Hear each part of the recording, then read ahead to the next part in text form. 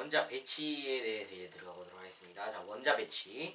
자, 원자와 전자의 배치입니다. 원자. 그다음에 전자 배치에 대해서 이제 들어가 보도록 하겠습니다. 원자 구조가 어떻게 되어 있습니까? 핵이 있고 그 주위를 전자가 돌고 있는 형태다라고 알고 계시죠? 이걸 뭐라 부르냐면 전자 껍질이라 부릅니다. 한마디로 말해서 궤도. 오케이? 오케이, 궤도가 전자 껍질입니다. 전자 껍질은 자, 첫 번째 호는 전자 껍질에 몇 개 들어갈 수 있다? 2개 들어갈 수 있다. 그래서 전자 껍질을 하나만 갖는 일주기 원소는 2개 밖에 없습니다. 수소와 헬륨. 일주기 원소. 그 다음에 이주기 원소 같은 경우에는 몇 개가 있습니까? 8개 있죠. 8개 들어갈 수 있습니다. 3주기 원소 몇 개 있습니까? 8개 있죠. 8개 들어갈 수 있습니다. 그 다음 아까 말했죠. 1부터 몇 주기까지 있었어요? 18족까지 있었죠. 18족. 이제 1, 그 다음에 중간 건너뛰고 13부터 18까지 1, 2, 13, 그 다음에 18까지 해서 8개였는데 1부터 18까지 그 다음은 18개 있습니다. 그 다음도 18개 있습니다. 그 다음에 32개 이렇게 있는데 중간에 락탄 음족, 악틴 음족 이런 게 들어가서 32개가 있는데 2, 8, 8, 18, 18까지 이렇게 간다라고 생각을 해주시면 되겠습니다. 첫 번째 전자 껍질이 2개, 8개, 8개, 18개 18개 이렇게 알아두시면 되겠습니다. 됐습니까? 네, 전자 껍질은 이런 특징을 가지고 있다라고 보시면 되겠습니다. 자 그러면 이런 의문점이 들죠. 자, 전자가 여기 위치하잖아요. 2개 다 채워졌어요. 그 다음에 전자는 여기로 가겠죠. 근데 이 중간에 이렇게 전자가 있을 수 없느냐? 안 된다라는 겁니다. 왜냐하면 이게 계단을 생각하시면 된다라고 교과서에 나와 있어요. 계단이 이렇게 생겼잖아요. 자, 여기에 공이 위치를 하고 있어요. 여기가 1층, 그 다음에 2층, 그 다음에 3층 계단이에요. 여기 공이 위치하고 있어요. 2층에도 공이 위치하고 있겠죠? 1층에도 공이 위치하고 있어요. 근데 1층과 2층 사이에 공이 위치할 수 있습니까? 안 되죠. 2층에서 굴러떨어지면 1층이고 3층에서 굴러떨어지면 2층이에요. 2.5가 없단 말이야. 없어요. 3층과 2층의 중간이 없어요. 이런 것처럼 중간에 올 수 없다라는 것이에요. 왜 그러냐? 자, 여기서 나오는 것이 이제 에너지 준이라는 것이 나옵니다. 에너지 준이. 자, 이제 에너지 준이를 알려드릴 거예요. 자, 보세요. 에너지 준이 같은 경우에는요, 이렇게 정의를 하고 있습니다. 원자의 주위를 돌고 있는 전자가 갖는 에너지 값이에요. 에너지 값. 근데 에너지 준이 같은 경우에는요, 준 위잖아요. 위기 때문에 상태를 나타내는 거여서 그래서 그래요. 에너지값 혹은 이런 것을 갖는 상태, 이런 것도 말하는 것입니다. 예, 에너지. 이 전자가 갖는 에너지값 어디에서 빠졌네요? 전자 껍질에서.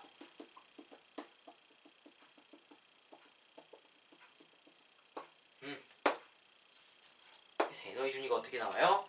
첫 번째 전자 껍질에서 이렇게, 두 번째 이렇게, 세 번째 이렇게, 이런 식으로 계단 형식으로 나온다는 거예요. 자, 왜 그러냐면 보세요. 에너지 준위. 자, 여기에 있는 1번 전자가 있습니다. 1번 전자라고 안 하고 A전자라고 할게요. A전자가 여기 첫 번째 전자 껍질, 2개만 들어갈 수 있는 첫 번째 전자 껍질에 돌고 있습니다. B라는 전자는 두 번째. 자, 3주기 원소 그릴게요. C라는 전자는 여기 들고 있어요. 세 번째 전자 껍질. A, B, C 중에서 뭐가 어떤 것이 가장 큰 에너지를 가진가? 에너지라는 것은 일을 할 수 있는 능력을 뜻하는 거잖아요. 자, 그러면 어디에서 발생하는 그것도 따지면 안 되고 보세요. 자, 땅이에요. 공이 2m 높이에 공이 하나 올려져 있어요. 5m 높이에 공이 하나 올려져 있어요. 이 둘 중에 어떤 공이 에너지를 더 많이 갖습니까? 그렇죠. 얘가 더 많이 갖겠죠. 얘가. 위치 에너지 아시죠? 잠재적 포텐셜 에너지. 얘가 제일 많이 갖는단 말이에요. 여기에서 동시에 두 개를 떨어뜨렸을 때 얘가 바닥에 쿵 하고 떨어지는 충격보다 얘가 바닥에 쿵 하고 떨어지는 충격이 더 크단 말이야. 에너지를 얘가 더 많이 갖고 있다. 그 말이에요. 똑같아요. 얘는 이 원자가 전자를 지금 끌어당기고 있단 말이에요. 끌어당기고 있단 말이야. 끌어당기고 있어요. 그러면 이 셋 중에 어떤 게 에너지 준위가 가장 클까요? 네. 어떤 게 에너지를 가장 많이 갖느냐 그 말이에요. 저 C가 제일 크겠죠. 그 다음에 B가 크겠죠. 그 다음에 A가 제일 작겠죠. 이겁니다. 이거예요. A, B, C 순이다. 아시겠어요? 즉 에너지 준위 같은 경우에는 어떻게 말할 수 있다? 그렇죠. 원자에서 멀수록 원자 핵에서 멀수록 에너지 준위는 올라간다. 이렇게 보시면 되겠죠? 문제 없죠?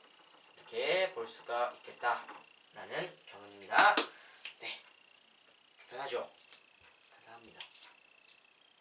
얘 안에 에너지 값이 더 크다. 그다음에 얘. 근데 반대로 떨어져 나갈 때 여기서 다른 힘이 작용하고 있어요. 그럼 뭐가 제일 먼저 떨어져 나갈까요? 얘가 제일 먼저 떨어져 나가겠죠. 얘랑 가장 가까우니까. 그래서 에너지가 없다. 에너지 준위가 C가 제일 낮다라고 보시면 안 되죠. 그건 안 되죠. 얘가 여기에 미치는 힘이 작은 건데 인력이 작은 거하고 에너지 값하고 다른 거예요. 얘가 에너지 준위가 가장 높은 거예요. 에너지를 가장 많이 갖고 있다라고 보시면 되겠습니다. 아시겠어요? 예. 이렇게 보시면 되겠습니다. 자, 그러면 이걸로 뭐를 또 알 수가 있냐면 여기서 그게 나와요. 전자배치가 또 나옵니다. 전자배치가 어떻게 된다고 나와 있어요? 안에서부터입니다. 요약하면 안에서부터. 자, 이제 여기서 나오는 것이 이제 바닥 상태하고 들뜬 상태인데, 첫 번째 전자 껍질부터 이렇게 딱 채워지게 되는데, 볼게요. 근데 이거는 사실 안에서부터 채워진다. 왜 그러냐? 이건 사실 당연한 얘기거든요. 안에서부터 안 채워지고 설마 여기에 이제 전자가 왔다고 생각을 해봐요. 근데 여기에 들어갈 수 있으니까 끌리겠죠. 끌어서 이쪽 궤도로 들어간단 말이에요. 네. 이쪽 궤도로 들어가는데 이쪽 궤도에 자리가 없으니까 그 다음 궤도에 있겠죠. 어쨌든 끌어당기고 있는 상태니까 지금. 아시겠죠? 안에서부터 나옵니다. 그리고 이것도 얘기를 하는데요. 에너지 준위. 그래서 에너지 준위가 불규칙적으로 나옵니다. 불규칙적. 연속적으로 나오지 않고 불연속적으로 나옵니다. 불연속적. 그래서 첫 번째 전자 껍질에서 이만큼의 에너지 준위를 가졌어. 두 번째 전자 껍질에서는 이만큼이 가질 거야. 세 번째 요렇게, 요렇게. 이런 식으로 불연속적으로 에너지 값이 나온다라는 것이 되겠습니다. 아시겠어요? 그래서 사실 뭐 이런 식도 아니고 정확히 말하면 이렇게 되는 거겠죠. 뭐 이런 식으로 많이 봤나 어디서 이런 식으로 나오게 된다라는 것입니다. 그렇기 때문에 이제 선 스펙트럼이 나타나는 거예요. 선 스펙트럼. 여기까지는 할 필요가 없을 것 같습니다. 그곳에 나와 있긴 한데요. 어차피 다루지 않는 내용이기 때문에 어쨌든 전자빛은 안에서부터 된다. 안에서부터 되는데 전자 껍질이 여기에 있다가 이동하는 경우가 있어요. 그리고 여기에 있다가 이렇게 이동을 하는 경우가 있습니다. 이거에 대해서 한번 알아보도록 하겠습니다. 자, 먼저 전자의 이동을 보도록 하겠습니다. 전자 이동. 원자 내에서 전자가 이동하는 경우가 있는데 어떤 경우냐면 이렇게 있단 말이에요. 자, 전자는 에너지 준위가 다른 전자껍질로 이동을 할 수가 있습니다. 이동을 할 수가 있는데 안에서 바깥쪽으로 가는 경우하고 바깥에서 안쪽으로 들어오는 경우하고 달라요. 보세요. 안에서 바깥쪽으로 가는 경우 같은 경우에는요. 에너지를 어떻게 했어요? 보세요. 에너지 준위가 얘가 더 크다 그랬죠. 안에 있는 게 바깥으로 가려면 에너지 준위가 더 커야 되잖아요. 그러니까 그만큼의 에너지를 더 얻어야 되는 거예요. 얻어야 되는 거예요. 그러면서 이렇게 바깥으로 나갑니다. 이 과정에서 어떻게 해야 돼요? 에너지를 흡수를 해야지 바깥쪽으로 탈출할 수가 있어요. 안에서 바깥쪽으로 에너지 준위가 더 큰 쪽으로 갈 수가 있다는 거예요. 근데 이건 사실 당연한 거예요. 보세요.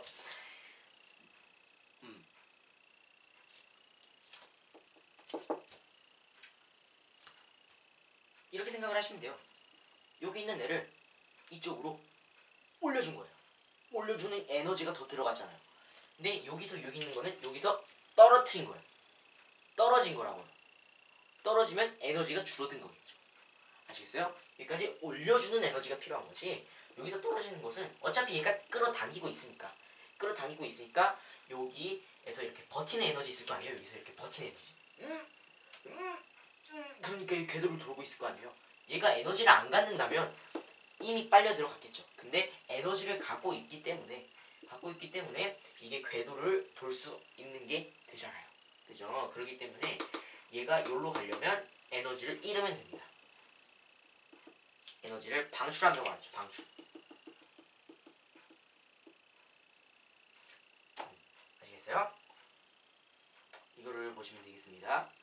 자, 그래서 요게 뭐냐면 여기서 여기로 간다는 것이 무슨 의미를 말하냐면 바닥 상태에서 어느 상태로 간다? 들뜬 상태로 간다. 이렇게 표현을 합니다. 이게 무슨 사리냐면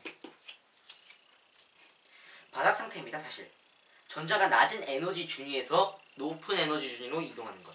낮은 에너지 준위가 이제 바닥 상태예요. 낮은 에너지 준위. 요게 지금 바닥 상태란 말이에요. 요게 바닥 상태. 바닥 상태에 대한 정확한 얘기를 한번 보도록 하겠습니다.